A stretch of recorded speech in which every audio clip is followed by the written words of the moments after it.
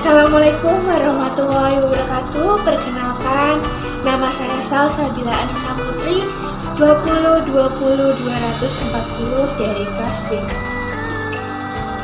Di sini saya akan menjelaskan materi tentang pokok-pokok hukum administrasi negara. Yang pertama adalah istilah dan pengertian hukum administrasi negara. Ada berbagai istilah di dalam penyebutan hukum administrasi negara yang merupakan terjemahan dari administrasi Recht yang dikenal di negara Belanda, di Jerman, di Inggris, dan Amerika.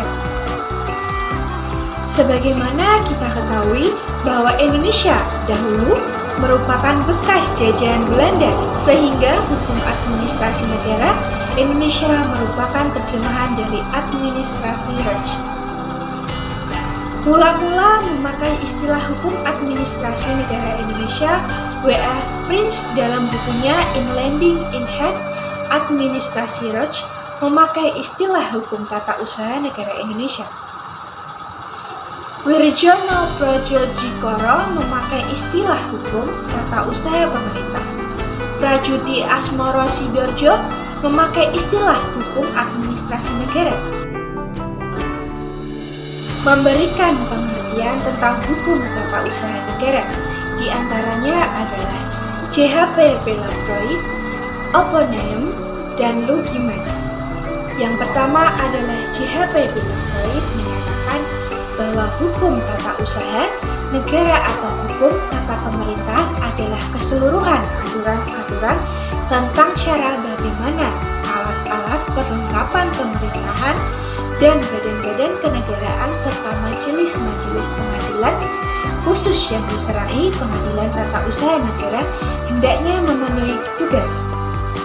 Dan yang kedua adalah Oppenheim mengumumkan bahwa hukum administrasi negara adalah suatu gabungan ketentuan-ketentuan yang mengikat badan-badan yang tinggi maupun rendah apabila badan-badan itu menggunakan wewenang yang telah diberikan kepadanya oleh hukum tata negara.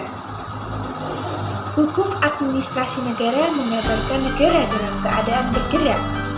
Yang ketiga adalah Lugiman, mengemukakan hukum pemerintahan atau hukum administrasi negara sebagai seperangkat norma-norma yang menguji hukum istimewa yang diadakan untuk memungkinkan para pejabat atau alat tata usaha negara atau alat administrasi negara melakukan tugas mereka yang khusus. Hukum administrasi negara tidak identik sama dengan hukum yang mengatur pekerjaan administrasi negara, karena hukum yang mengatur pekerjaan administrasi negara sudah termasuk dalam hukum tata negara. Yang keempat adalah E. Utrecht mengemukakan bahwa hukum administrasi negara atau hukum pemerintahan adalah hukum yang menguji hubungan hukum istimewa yang bila diadakan akan memungkinkan para pejabat administrasi negara melakukan tugas mereka yang khusus. Yang kelima adalah Prajuti Asmoro Dirdojo merumuskan hukum administrasi negara sebagai hukum yang mengenai pemerintah beserta aparat yang terpentingnya yakni administrasi negara. Selanjutnya dikatakan bahwa hukum administrasi negara mengatur wewenang, tugas, fungsi, dan tingkah laku para pejabat administrasi negara, bertujuan untuk menjamin adanya administrasi negara yang bonafit, artinya yang tertib, sopan, berlaku adil, dan objektif, jujur, efisien, dan fair. Dan dinyatakan juga bahwa hukum administrasi negara itu merupakan hukum mengenai administrasi negara dan hukum hasil ciptaan administrasi negara, sehingga hukum administrasi negara pada dasarnya dapat dibedakan dalam dua klasifikasi, yakni pertama adalah hukum administrasi negara heteronom dan yang kedua adalah hukum administrasi negara yang otonom. Sumber hukum administrasi negara merupakan segala sesuatu yang dapat menimbulkan aturan hukum serta tempat diketemukannya aturan hukum. Sumber hukum itu bisa dilihat dan bentuknya. Dengan demikian ada dua macam sumber hukum, yaitu terdiri dari yang pertama adalah sumber hukum material, adalah sumber hukum yang dapat dilihat dari faktor-faktor yang mempengaruhi isi dari suatu hukum. Yang kedua adalah sumber hukum formil, adalah sumber hukum dapat dilihat dan bentuk dan pembentukan suatu hukum. Menurut Sudipto Martokusumo, kata sumber sering digunakan dalam beberapa, yaitu sebagai berikut. Yang pertama adalah sebagai asas hukum, sesuatu yang merupakan permulaan hukum, misalnya kehendak Tuhan, akal manusia, jiwa, bangsa, dan sebagainya. Yang kedua adalah menunjukkan hukum terdahulu yang memberi bahan-bahan pada hukum yang sekarang berlaku, seperti hukum Perancis, hukum Romawi, dan lain-lain. Yang ketiga adalah sebagai sumber berlakunya yang memberi kekuatan berlaku secara formal kepada peraturan hukum atau penguasa masyarakat. Yang keempat adalah sebagai sumber dari mana kita dapat mengenal hukum, misalnya dokumen, undang-undang, lontar, batu bertulis, dan sebagainya. Yang kelima adalah sebagai sumber terjadinya hukum, sumber yang menimbulkan hukum. Sumber hukum material dari hukum administrasi negara adalah meliputi faktor-faktor yang diikuti mempengaruhi materi atau isi dan aturan-aturan hukum administrasi negara. Faktor yang mempengaruhi isi hukum administrasi yaitu meliputi faktor historis, filosofis, sosiologis, antropologis, ekonomis, agama, dan lain-lain. Faktor-faktor tersebut berpengaruh bagi pemerintah dalam melakukan tindakan pemerintah, baik dalam tindakan pembuatan peraturan-peraturan perundang-undangan maupun pembuatan keputusan. Yang pertama adalah faktor historis atau sejarah. Dalam studi perkembangan hukum administrasi negara, ada dua bentuk sejarah sebagai sumber hukum, yaitu yang pertama adalah undang-undang dan sistem hukum tertulis yang berlaku pada masa lampau di suatu tempat karena terdapat unsur yang dianggap baik, maka oleh pemerintah dapat dijadikan materi pembuatan peraturan perundang-undangan dan diperlakukan sebagai bahan untuk hukum positif. Sebagai contoh, hukum Romawi, hukum Perancis, hukum Belanda, hukum Hindia Belanda, hukum Indonesia. Yang kedua adalah dokumen-dokumen, yaitu suatu masa hingga diperoleh gambaran tentang hukum yang berlaku di masa itu yang mungkin dapat diterima dan dijadikan bahan hukum positif saat sekarang, yaitu sebagai contoh prasasti Majapahit tentang Sumpah Palapa Gajah Mada yang berbunyi Bhinneka Tunggal Ika. Yang kedua, faktor sosiologis antropologis.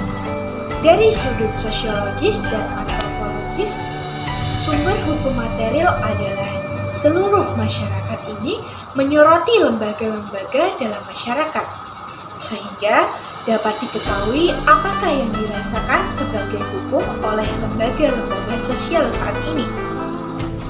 Yang ketiga adalah faktor filosofis. Ukuran untuk menentukan bahwa sesuatu itu bersifat adil karena hukum dimaksudkan antara lain untuk menciptakan keadilan, maka hal-hal yang secara filosofis dianggap adil dijadikan sebagai sumber hukum material bagi hukum administrasi negara. Faktor-faktor yang mendorong seseorang mau tunduk pada hukum-hukum itu diciptakan agar ditaati. Oleh sebab itu, semua faktor yang dapat mendorong seseorang taat pada hukum harus diperhatikan dalam pembuatan aturan hukum administrasi negara. Faktor ekonomis. Yang keempat adalah faktor ekonomis.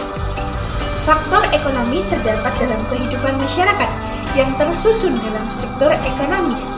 Masyarakat akan mempengaruhi aturan-aturan hukum, sebagai contoh aturan tentang BBM subsidi hanya untuk sepeda motor dan kendaraan umum. Faktor ekonomi itu merupakan dasar yang real yang sangat berpengaruh sehingga dapat dijadikan sebagai sumber hukum material bagi HAM atau hukum administrasi negara. Yang kelima adalah faktor agama. Sumber hukum dari faktor agama adalah kitab suci, perjalanan hidup, nabi serta para sahabat berpendapat pemimpin agama dianutnya. Sumber hukum formil dari hukum administrasi negara. Sumber hukum formil adalah sumber hukum yang dilihat dari segi bentuk dan pembentukannya sebagai masyarakat atau persyaratan berlaku hukum. Adapun sumber-sumber hukum formil dari hukum administrasi negara adalah 1. Undang-undang dan peraturan pelaksanaannya. 2. Praktek administrasi negara atau konvensi. Yang ketiga adalah jurisprudensi. Yang keempat adalah doktrin atau pendapat para ahli hukum. Undang-undang dalam hal ini yang dimaksudkan dengan sumber hukum formil mencakup semua produk hukum dalam segala bentuk dan cara pembuatannya yang mengikat semua penduduk secara langsung. Dalam pasal 7 Undang-Undang Nomor 10 Tahun 2004 tentang pembentukan pemerintahan, peraturan perundang-undang, jenis dan tata urutan peraturan perundang-undang adalah sebagai berikut. Pertama adalah Undang-Undang 1945, yang kedua adalah Undang-Undang atau Perpu, yang ketiga adalah PP, yang keempat adalah Peraturan Presiden, Peraturan Menteri, dan yang kelima adalah Perda atau Provinsi, Kota, Kabupaten. Yang selanjutnya adalah kegiatan-kegiatan administrasi negara. Kegiatan administrasi negara terdiri dari perbuatan-perbuatan yang bersifat yuridis, artinya secara langsung menciptakan akibat-akibat hukum, dan yang bersifat non-yuridis adalah perbuatan-perbuatan hukum. Administrasi negara ada 4 macam, yaitu sebagai berikut. Yang pertama adalah penetapan, yang kedua adalah rencana, yang ketiga adalah norma jabatan, yang keempat adalah legislasi semu. Syarat-syarat pelaksanaan hukum administrasi negara. Syarat-syarat pelaksanakan tugas, fungsi, kewajiban yang harus dipenuhi oleh administrasi negara adalah sebagai berikut. Yang pertama adalah efektivitas. Kegiatan harus mengenai sasaran atau tujuan yang ditetapkan. Yang kedua adalah legitimisasi. Kegiatan jangan sampai menimbulkan keributan dikarenakan tidak dapat diterima masyarakat setempat atau lingkungan yang bersangkutan. Yang ketiga adalah yuriditas, syarat yang menyatakan bahwa perbuatan pejabat administrasi tidak boleh melawan hukum dalam arti luas. Yang keempat adalah legalitas. Setiap perbuatan atau keputusan harus berdasarkan ketentuan yang berlaku. Yang kelima adalah moralitas. Moral dan etika umum maupun kedinasan wajib dijunjung tinggi. Yang keenam adalah efisiensi, wajib dikerjakan seoptimal mungkin. Kehematan biaya dan produktivitas wajib diusahakan setinggi-tingginya. Yang ketujuh adalah teknik dan teknologi wajib digunakan untuk mengembangkan atau mempertahankan mutu prestasi dengan sebaik-baiknya. Freyes R. Hermansen dan Departemen de Pouvoir. Agar alat perangkatan negara dalam hal ini, organ administrasi negara dapat menjalankan tugas menyelenggarakan kesejahteraan umum secara baik, maka administrasi negara memerlukan kemerdekaan untuk bertindak atas inisiatif sendiri, terutama dalam menyelesaikan masalah-masalah penting yang timbul, yang dalam peraturan penyelesaiannya belum ada atau belum dibuat oleh badan legislatif. Kemerdekaan tersebut disebut Freyes Emerson. Namun, kemerdekaan ini tidaklah boleh dijalankan sedemikian rupa, sehingga merugikan individu atau warga tanpa alasan yang patut. Pejabat administrasi Negara tidak boleh menjalankan wewenangnya untuk menyelenggarakan suatu kepentingan umum yang lain dari yang dimaksud peraturan yang menjadi dasar wewenang apabila suatu alat perlengkapan negara yang diberi kewenangan tertentu tidak mempergunakan wewenang sesuai dengan tujuan yang telah diberikan oleh peraturan yang menjadi dasarnya. Dapat dikatakan bahwa alat perlengkapan itu telah melakukan détournement de pouvoir. Asas-asas pelaksanaan pemerintahan yang baik. Untuk mencegah penyalahgunaan jabatan dan wewenang, atau lebih tepat untuk mencapai dan memelihara adanya pemerintah atau administrasi yang baik, bersih, dan berwibawa, maka terdapat beberapa asas yang dapat digolongkan menjadi dua, yaitu sebagai berikut. Yang pertama adalah asas-asas mengenai prosedur dan atau proses pengambilan keputusan yang apabila dilanggar, maka secara otomatis keputusan yang bersangkutan batal demi hukum. Tanpa memeriksa lagi kasusnya, asas-asas yang termasuk di dalamnya adalah asas bahwa orang-orang yang ikut menentukan atau dapat mempengaruhi terjadinya keputusan tidak boleh mempunyai kepentingan pribadi di dalam keputusan tersebut, baik secara langsung maupun tidak langsung. Asas bahwa keputusan yang merugikan atau mempengaruhi hak-hak seseorang, keluarga atau masyarakat tidak boleh diambil sebelum memberi kesempatan kepada warga tersebut untuk membela kepentingannya. Asas bahwa konsiderasi atau pertimbangan keputusan wajib cocok dengan atau dapat membenarkan diktum atau penetapan daripada keputusan tersebut, dan bahwa konsideran mempergunakan fakta-fakta yang benar. Kedua adalah asas mengenai kebenaran fakta yang dipakai sebagai dasar untuk membuat keputusan, termasuk dalam kategori ini adalah sebagai berikut. Asas larangan kesewenang-wenangan. Perbuatan atau keputusan sewenang-wenang adalah suatu perbuatan atau keputusan administrasi negara yang tidak mempertimbangkan semua faktor yang relevan dengan kasus yang bersangkutan secara lengkap dan wajar, sehingga tampak atau terasa oleh orang-orang yang berpikir sehat atau normal adanya ketimpangan. Asas larangan détournement de pouvoir, yaitu larangan penyalahgunaan jabatan atau wewenang dalam segala bentuk putusan berupa SK, dan sebagainya tidak boleh disalahgunakan. Asas kepastian hukum, yaitu sikap atau keputusan penjabat administrasi tidak boleh menimbulkan keguncangan hukum atau status hukum. Asas larangan melakukan diskriminasi hukum, yaitu para pejabat administrasi negara harus mampu berpikir, mempertimbangkan segala sesuatunya dan melakukan evaluasi sedemikian rupa. Dengan hal ini, mereka benar-benar mempunyai kemantapan jiwa untuk memperlakukan kasus-kasus yang sama dengan cara kesudahan yang sama, tidak pandang bulu serta tidak pilih kasih. Dan yang terakhir adalah asas batal karena kecerobohan pejabat yang bersangkutan, yaitu apabila seorang pejabat administrasi negara telah mengambil keputusan secara ceroboh dan kurang teliti di dalam mempertimbangkan faktor-faktor yang dikemukakan oleh seorang warga masyarakat yang menguntungkan baginya, sehingga warga masyarakat yang bersangkutan dirugikan. Keputusan tersebut menjadi batal dan harus segera diterbitkan keputusan yang baru. Sekian atas materi yang dapat saya sampaikan.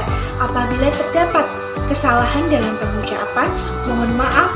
Wassalamualaikum warahmatullahi wabarakatuh.